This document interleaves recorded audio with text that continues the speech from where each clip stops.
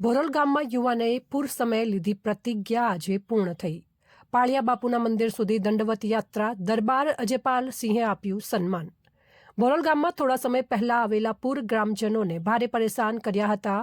ગામ તકલીફમાં હોય ત્યારે ગામની કલ્યાણ અને સુરક્ષાને અર્પણ કરીને ગામના એક યુવાને દ્રઢ સંકલ્પ કર્યો હતો કે પરિસ્થિતિ સામાન્ય થયા પછી તે પાળિયા બાપુના મંદિર સુધી દંડવત યાત્રા કરશે અને ગામની શાંતિ અને સમૃદ્ધિ માટે પ્રાર્થના કરશે।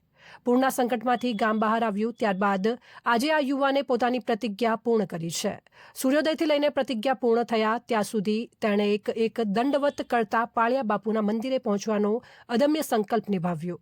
તેની યાત્રા માત્ર ભક્તિનો નથી પરંતુ ગામ પ્રત્યેના પ્રેમ અને જવાબદારી સમર્પણનું ઉત્કૃષ્ટ પ્રતીક બની છે।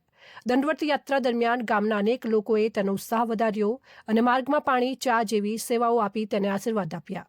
આખી યાત્રા દરમિયાન શ્રદ્ધા અને ભાવનાનું અદ્ભુત દ્રશ્ય જોવા મળ્યું।